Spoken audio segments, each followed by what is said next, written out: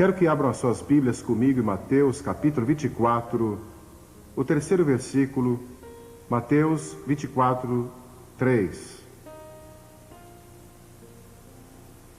Estando assentado no Monte das Oliveiras, chegaram-se a ele os seus discípulos em particular, dizendo: Dize-nos quando serão essas coisas e que sinal haverá da tua vinda e do fim do mundo.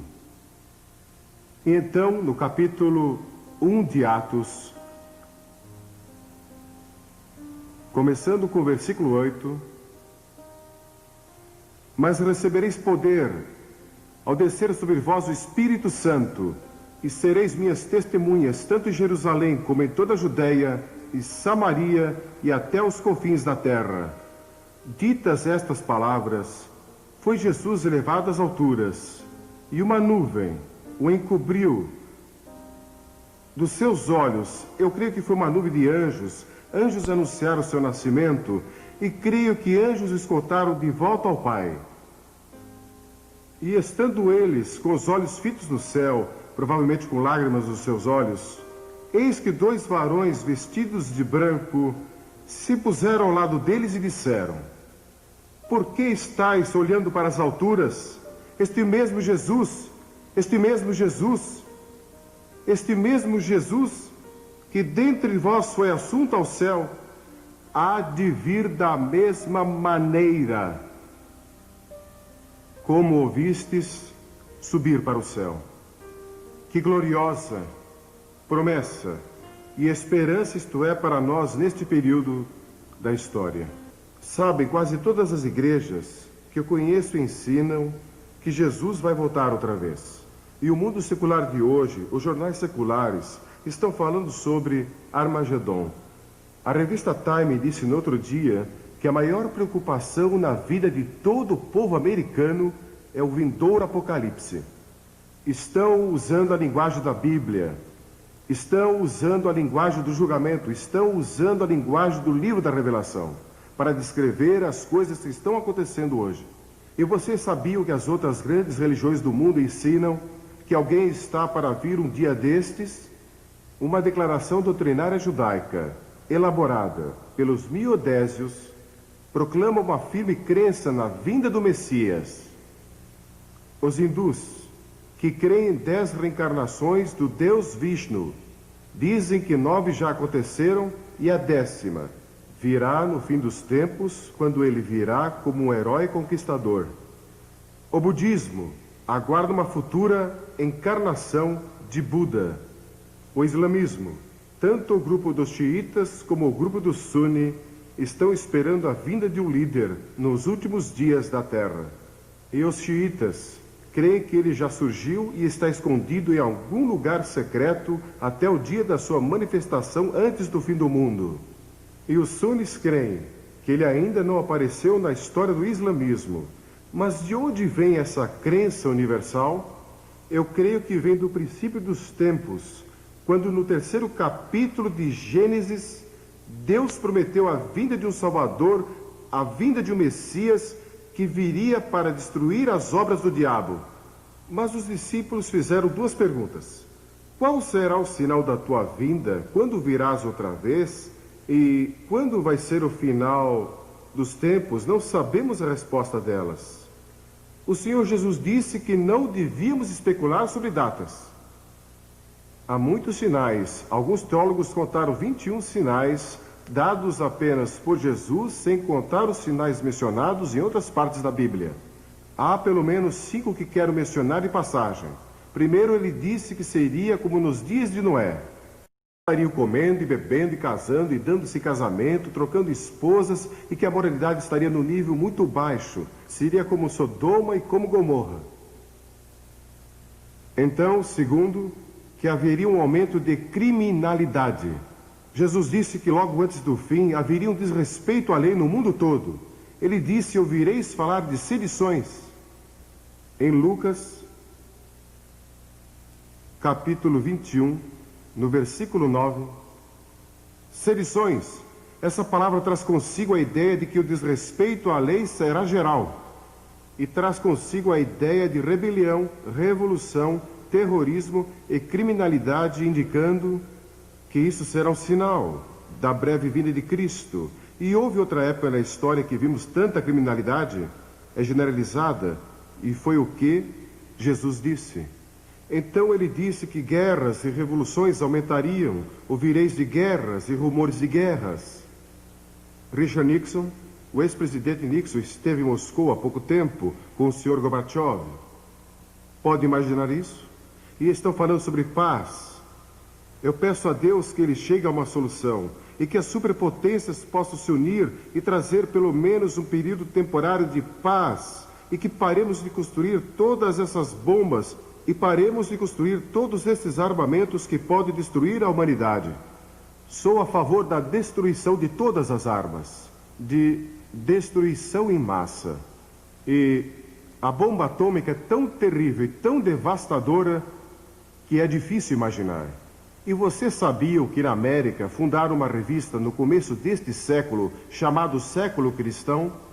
Mais pessoas foram mortas e mais pessoas morreram de fome neste século do que em qualquer outro na história. E a Bíblia também diz que o conhecimento e as viagens se multiplicarão. Sabe com que rapidez podíamos viajar até o ano de 1840? Tão rápido quanto um cavalo podia até 1840. E nestes poucos anos, conseguimos viajar pelo céu a quase 30 mil quilômetros por hora. Pense nisso. Ele também disse que haveriam enganadores e zombadores. Disse que muitos falsos profetas se levantariam dizendo ser o Cristo. Você sabia que só em Los Angeles dizem que há mais de 400 que proclamam ser Jesus Cristo? Estão no lugar certo, Los Angeles.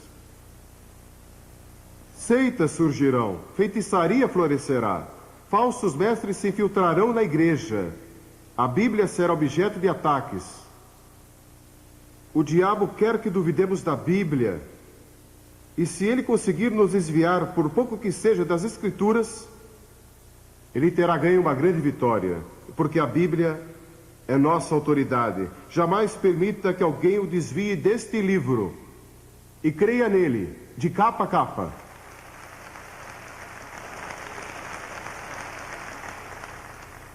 Agora, este mundo tem uma necessidade urgente de liderança. Quem vai acabar com o mal? Quem vai trazer paz a este mundo? A Bíblia diz que pessoas falarão de paz, paz, paz, quando não há paz. Nunca ouvi falar ou li de um momento na história em que a palavra paz foi usada com tanta frequência. Outro sinal que Jesus está para voltar. Um diplomata europeu disse algum tempo atrás que se o diabo pudesse resolver os problemas do mundo, ele seguiria o diabo. E alguns deles já estão seguindo o diabo. Uma menininha estava observando um velho relógio quando devia dar 12 badaladas e alguma coisa estava errada e deu 13 badaladas. Ela correu para a mãe e disse: "Mamãe, é mais tarde do que nunca foi antes." Bem, quero lhes dizer, é mais tarde do que jamais foi antes. Nunca foi tão tarde antes, mas quero dizer outra coisa. Deus tem um plano. Deus tem um plano. Ele não abandonou este planeta para vaguear pelo espaço como um robô perdido. Filósofos seculares estão perguntando o que é a história afinal? Por que o homem está sobre a Terra? Para onde está indo? Alguns dizem que a história é como uma mosca bêbada com as patas sujas, de tinta fresca, cambaleando através de uma folha de papel. As pegadas não levam a lugar nenhum e não tem qualquer sentido ou nexo. A moderna filosofia hedonista foi descrita como um homem cego, numa sala sem janelas, procurando um gato preto que não está lá. E isto descreve alguns dos nossos dias atuais. Não tem qualquer ideia do que está acontecendo. Não consegue discernir de forma alguma que Deus tem um propósito. O grande ensino da Bíblia é que Deus não abandonou o mundo. Ele tem um plano. E seu plano é que Jesus Cristo vai voltar e trazer paz e justiça ao nosso mundo.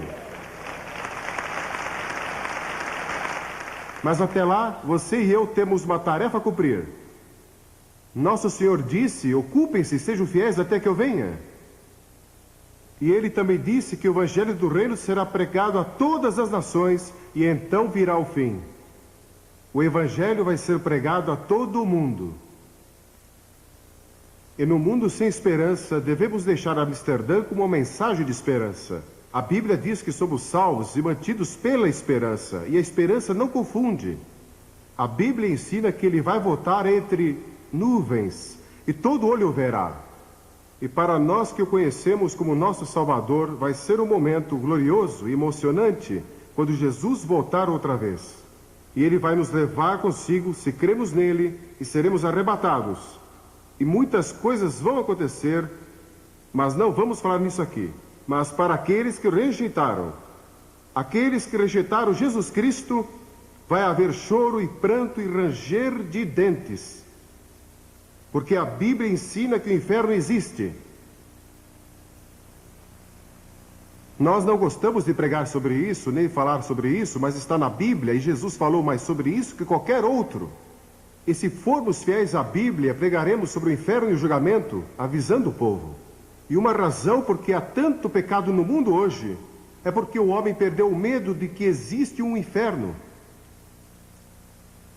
Devemos ajudar os necessitados, os pobres e oprimidos. Devemos lutar por justiça social. Mas nossa tarefa primordial é proclamar o Evangelho da redenção centralizado na cruz e na ressurreição. Pela primeira vez na história, temos a possibilidade de alcançar todas as nações com o Evangelho de Cristo. Estão sendo alcançadas hoje, todas, praticamente pelo rádio. O Dr. Profride estava falando comigo hoje. Ele é o fundador e diretor da Rádio Transmundial. E ele declarou que não há um lugar neste planeta hoje que não possa receber o Evangelho. Isso nunca aconteceu antes, mas Jesus profetizou isso. E logo será levado via satélite pela televisão a todas as nações do mundo. Vivemos na época entre a primeira e a segunda vinda de Cristo, e sua segunda vinda se aproxima. Nós cremos, não sei quando será. Só Deus sabe isso. Mas é um fato incrível que Deus confiou a pessoas como você e eu, pecadores redimidos, a responsabilidade de cumprir aqui seu propósito divino. Por que não fez ele mesmo? Por que não usou os anjos? Por que confiou isso a nós? Eu não sei. Este é um dos mistérios mais profundos da soberania de Deus. Ele escolheu dar a nós o privilégio, o alto e santo privilégio, de proclamar sua mensagem do Evangelho do Reino. Já fui convidado a fazer muitas outras coisas da minha vida. Fui convidado a ser um embaixador, a ser um membro de gabinete, a ser ator de cinema e muitas outras coisas. Mas a minha resposta a esses convites é sempre a mesma. Deus me chamou para pregar o Evangelho, e eu não farei outra coisa enquanto viver além de pregar o Evangelho.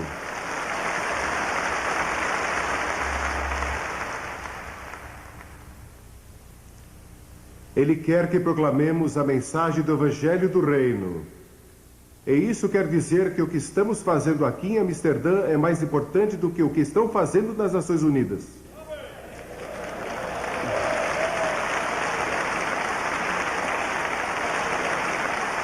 O que a igreja faz com o Evangelho tem mais significado do que as decisões feitas na Casa Branca, ou no Kremlin, ou em Londres, ou em Nairobi, ou qualquer outro lugar. Depois que o Evangelho do Reino for pregado em todas as nações, Jesus disse, então virá o fim. Não podemos estabelecer datas, mas eu creio que quando terminarmos a tarefa de evangelizar o mundo, não cristianizar o mundo nunca vai ser cristianizado. Não há promessa nas Escrituras de que o mundo todo vai se voltar para Cristo. Mas quando evangelizarmos, isso tem algo a ver com a segunda vinda de Cristo. Eu não entendo, mas isso me assombra. É difícil para mim acreditar que Deus confiou tal responsabilidade a nós. E estamos mais próximos de completar essa tarefa do que qualquer outra geração. Para a igreja de Filadélfia, ele escreveu, conheço as tuas obras, eis que tenho posto diante de ti uma porta aberta, a qual ninguém pode fechar. Quero dizer que não há uma porta fechada no mundo que possa permanecer fechada , quando Deus resolve abri-la. E não quero dizer que ele a abre para missionários, não digo que ele vai abri-la para que alguns de nós ocidentais vamos pregar e ensinar, ou vocês de outros países. Deus tem sua própria maneira de fazê-lo. Em todas as nações do mundo, eu estava falando com um homem de Nepal, e ele estava me contando sua experiência. Não vou mencionar outros países aqui, porque é um assunto muito delicado e eles podem ter problemas quando voltarem. Precisamos orar por essas pessoas. Mas a palavra de Deus não está presa. Este mundo pecador está às portas do julgamento e do anticristo.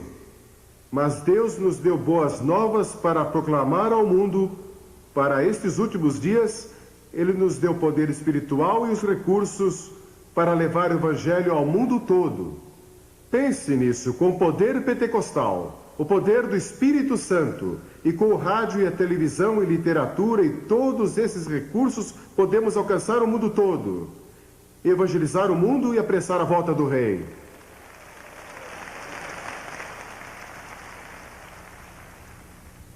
Se você não rededicou sua vida e seu ministério a Cristo durante estes dias em Amsterdã, eu oro que o faça hoje. Visto que todas estas coisas serão assim desfeitas, deveis ser tais como os que vivem santo procedimento. Para o evangelista, vai ser uma vida perigosa.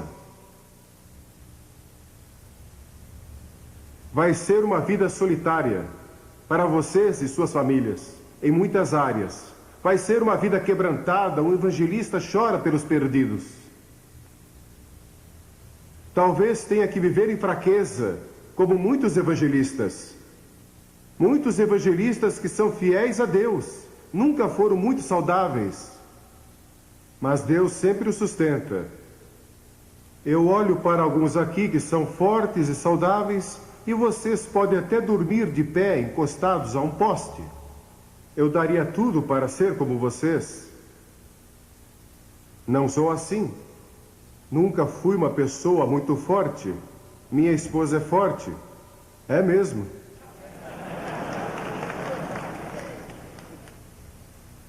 Ela nunca me bateu até hoje. Eu nunca bati nela. Acho que ela sentiu vontade muitas vezes. E com muita razão. Mas eu creio que estamos vivendo no último período da história. E a próxima fase da história vai ser a era do reino de Deus. Agora Deus pode reinar em nossos corações e seu reino está dentro de nós. Mas vai chegar o dia em que ele vai reinar em todo o mundo. O futuro líder deste mundo é Jesus Cristo. Ele vai governar o mundo. E nós vamos ter paz e vamos ter justiça, e vai haver comida que chega para todos e ninguém vai passar fome, e também vai haver justiça para todos. Eu não sei as respostas a muitos dos problemas políticos deste mundo. Eu oro pelas pessoas. Em todos esses países, visitei tantos deles, preguei ali. Agora estão em guerra e tumulto e rebelião. Li sobre um país onde dizem que 200.000 pessoas foram assassinadas desde janeiro.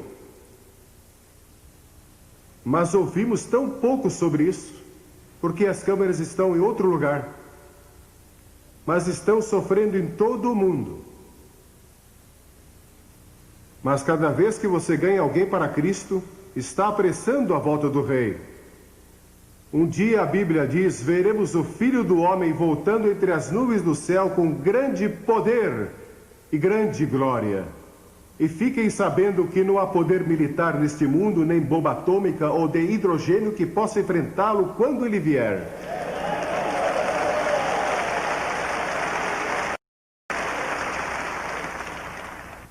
Um anjo é mais poderoso que todas as forças militares que possamos reunir neste planeta. E Deus tem milhares deles. E um dia virão com ele. Eu ouço os 4 cavaleiros, estão a caminho. Esses 4 cavaleiros, posso ouvi-los galopando. Escrevi um livro sobre isso há alguns anos. E vocês sabiam, isso é interessante, esse livro foi impresso na União Soviética. com a permissão das autoridades. Mas os 4 cavaleiros vêm vindo e Jesus está para voltar, e Jesus vai reinar. O rei George II da Inglaterra viveu em 1743 e ele foi ao teatro Covent Garden, em Londres, e ouviu pela primeira vez o Messias de Handel apresentado ali. E o rei assistiu. E quando ele ouviu o coro do Aleluia e ouviu as palavras Rei dos Reis, Senhor dos Senhores, Aleluia, Aleluia, ele vai reinar por toda a eternidade, o rei se levantou. E toda a audiência se levantou, e o rei disse: como posso ficar sentado na presença daquele que é o Rei dos Reis? E desde aquele momento, as pessoas têm se levantado. Que dia vai ser quando Cristo, que é a nossa vida, voltar? Então você vai aparecer com Ele em glória. Se Ele voltar, antes de eu morrer, vou procurar meu pai e minha mãe, porque estarão com Ele, voltando com Ele em glória. Mas algumas pessoas dizem que se você crê nisso, então não está interessado nos problemas deste mundo. É só ficar esperando por Jesus. Mas não é isso que Ele ensina. Ele disse: trabalhe, ocupe-se. Tem sido minha experiência que aqueles que creem na segunda vinda de Cristo são os mais ativos, mais fortes, mais zelosos e também os mais dedicados. Somente nas epístolas podemos encontrar 22 passagens que falam de pureza, paciência, serviço e boas obras à luz da vinda de Cristo. Sim, o Rei vai voltar. E durante esta conferência, temos ouvido o clamor do mundo. Este é o mundo que clama por liberdade, clama por integridade, clama por liberação. Joel diz que multidões estão no vale da decisão porque o dia do Senhor se aproxima. E até Jesus voltar, devemos obedecer à grande comissão. A seara, na verdade, é abundante, mas os obreiros são poucos. Orai, portanto, que o Senhor da seara mande trabalhadores para a sua seara. E acontecerá que todo aquele que invocar o nome do Senhor, ele será salvo. Vamos levar pessoas a invocar o nome do Senhor em todo o mundo. Quero fazer-lhes uma pergunta. Eu creio que há pessoas aqui hoje. Vocês vieram aqui a esta conferência e não têm certeza qual é o seu relacionamento com Cristo. Você não tem certeza se realmente é salvo. Tem algumas dúvidas a respeito? Não saia deste recinto aqui hoje sem resolver isso.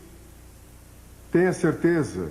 Conheci muitos pastores e conheci muitos evangelistas que no fundo do seu coração não tinham certeza de seu relacionamento com Cristo. E alguns aqui. Quero fazer-lhes esta pergunta. O que você faria se soubesse que Cristo vai voltar em 1 minuto e fosse o único a saber disso? Você cairia de joelhos, clamando por misericórdia, compreendendo que nunca realmente o conheceu? Imagine que fosse 45 segundos. E há muitas pessoas a quem você deixou de testemunhar e o sangue delas está em suas mãos. Ou se você fosse o único a saber que Cristo vai voltar em 30 segundos, você correria pelas ruas gritando a plenos pulmões: Jesus está voltando, arrependam-se e creiam, arrependam-se e creiam.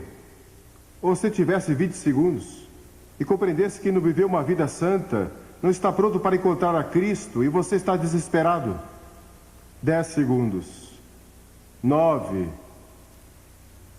8, 7, 5, 4, 2, 1 e não está preparado. Você pode se preparar hoje. Vai chegar o dia quando todos os nossos sonhos e esperanças se realizarão e Deus vai limpar as lágrimas de todos os olhos, e não haverá mais morte, nem tristeza, nem pranto, nem haverá mais dor, porque todas as coisas velhas terão passado.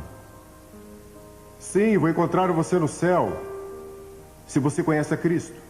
Vou ver você no céu e sei que vou para lá. Nunca tive dúvida a respeito. Sabe por quê? Porque se minha salvação dependesse de Billy Graham, eu estaria perdido. mas depende do Senhor Jesus Cristo e do que Ele fez na cruz e da sua ressurreição. Tudo está nele. Porque pela graça somos salvos, mediante a fé, e isso não vem de vós, é um dom de Deus, não de obras, para que ninguém se glorie.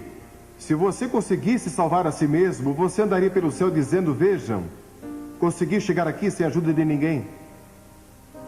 Mas o que você tem que fazer é chegar diante de Deus e dizer, Deus tem misericórdia de mim. Venha até a cruz. A graça de Deus vai alcançar você, não importa onde você esteja. Ouvi a história de dois rapazes numa universidade. E no quarto ao lado havia um jovem que era radioamador. Você sabe o que é um radioamador? Acho que sim, muitos aqui provavelmente fazem isso. Você tem um rádio que pode ser operado da sua própria casa e você pode falar com pessoas em todo o mundo. Então, esses jovens conectaram alguns fios àquele aparelho de rádio. E na noite seguinte anunciaram, com um tom de voz muito profissional, que a América estava sendo atacada e o país todo provavelmente seria destruído em menos de 1 hora. E aquele radioamador ouviu aquilo no seu aparelho. E ele acreditou. E saiu correndo e gritando a plenos pulmões. Preparem-se. Vamos, preparem-se. Nós vamos ser destruídos em 1 hora.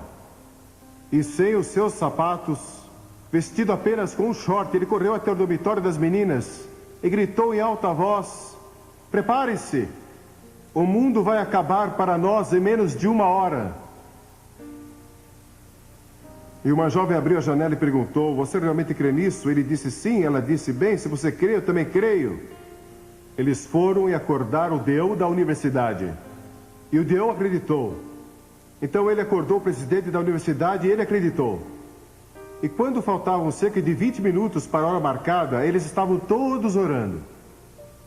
Porque aquele jovem estava disposto a ser ridicularizado para comunicar a mensagem. Porque um homem creu. Ele conseguiu convencer toda uma universidade. Ele acreditou naquela mensagem falsa. Milhões hoje estão crendo em mensagens falsas. Nós temos a mensagem verdadeira, a palavra de Deus, o Evangelho de Jesus Cristo, mas nós cremos nele. Acreditamos nele.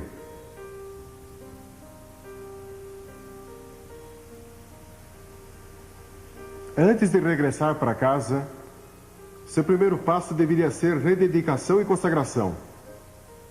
Quando D.L. Moody visitou a Inglaterra, ele conheceu Henry Varley, um açougueiro convertido. Um dia Varley lhe disse, Moody, o mundo ainda está para ver o que Deus pode fazer com um homem totalmente consagrado a Jesus Cristo. E Moody pensou naquilo por um momento. Então se levantou e disse, pela graça de Deus, vou ser esse homem. Você vai dizer isso de Uganda? Você vai dizer isso das Ilhas Salomão? Você que é da Austrália vai dizer isso? Vou ser o homem de Deus para meu país, vou ser o homem de Deus para a minha vila, para a minha cidade, onde eu moro. Vou me entregar totalmente ao Senhor.